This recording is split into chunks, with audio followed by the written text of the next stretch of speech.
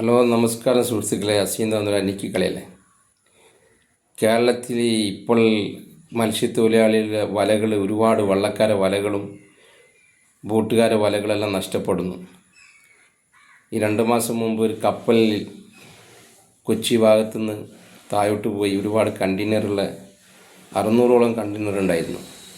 അതിന് കുറഞ്ഞ കണ്ടെയ്നർ കരക്കടിഞ്ഞു, ബാക്കിയെല്ലാം കടലിലാണ്.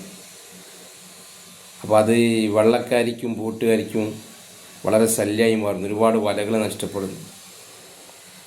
അപ്പോൾ സർക്കാരിൻ്റെ ശ്രദ്ധയിലാണ് ഞാൻ വിഷയം അവതരിപ്പിക്കുന്നത്. മത്സ്യത്തൊഴിലാളികൾ വലകളെന്ന് പറഞ്ഞാൽ ഒരു വലക്ക് 20 ലക്ഷം 22 ലക്ഷം രൂപ എല്ലാം. നമ്മളെ താന്നൂർ ഭാഗത്തുനിന്ന് ഒന്നാണ് നമ്മൾ എന്ന് പറഞ്ഞ വള്ളത്തിൻ്റെ വല പോയി 2-3 ആഴ്ച മുമ്പ്. അത് 22-23 ലക്ഷം രൂപ വരും ഒരു വലക്ക്. അവരത് വളരെ പ്രയാസപ്പെട്ടാണ് എടുത്തത്.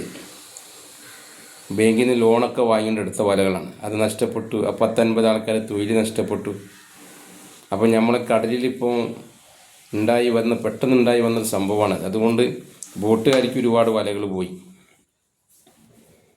അപ്പോൾ ഫിഷറീസ് വകുപ്പ് മന്ത്രിയുടെ ശ്രദ്ധയിൽ അത് ഈ കടലിൽ നിന്ന് എങ്ങനെയെങ്കിലും ആ കണ്ടെയ്നർ എടുക്കാനുള്ള സജ്ജീകരണം ചെയ്യണം. ആ കപ്പൽ കമ്പനിയായിട്ട് സംസാരിക്കണം. ഈ കേരള തീരത്ത് ആ പ്രയാസങ്ങളെല്ലാം പറഞ്ഞ് മനസ്സിലാക്കി കൊടുക്കണം. അതിഞ്ഞ് എടുത്തില്ലെങ്കിൽ ഒരുപാട് വള്ളക്കാരെ വല ഇനിയും നഷ്ടപ്പെടും. പാവപ്പെട്ട മത്സ്യത്തൊഴിലാളികളാണ്. വല പോയി കഴിഞ്ഞാൽ പിന്നെ അവരെ തൊഴിൽ തന്നെ നഷ്ടപ്പെടാൻ സാധ്യതയുണ്ടാവും. അപ്പോൾ ഞാനൊരു മത്സ്യത്തൊഴിലാളിയാണ്. ആ ഒരു പ്രയാസങ്ങൾ എനിക്കും അറിയാം. അപ്പോൾ സർക്കാരിൻ്റെ ശ്രദ്ധയിൽ ഞാനിത് ബോധ്യപ്പെടുത്തുന്നു. ഇതെടുത്തില്ലെങ്കിൽ ഒരുപാട് അപകടങ്ങൾ ഇനിയും ഉണ്ടാകും. ഒരുപാട് വലകളും പോകും.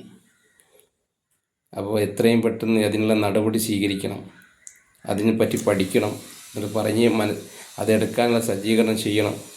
എടുത്തിട്ടില്ലെങ്കിൽ ആയ കാലം അതവിടെ നിന്നിട്ട് ഒരുപാട് വലകളും പോകും. അപ്പോൾ ഞാൻ പൊതുജനങ്ങളെ ശ്രദ്ധയിലും സർക്കാരിൻ്റെ ശ്രദ്ധയിലും ഇത് ബോധ്യപ്പെടുത്തുന്നു. വീഡിയോ ഒന്ന് എല്ലാവരും ഗ്രൂപ്പിലൊന്ന് ഷെയർ ചെയ്ത് കൊടുക്കുക. വീഡിയോ നിർത്തുന്നു. Good bye.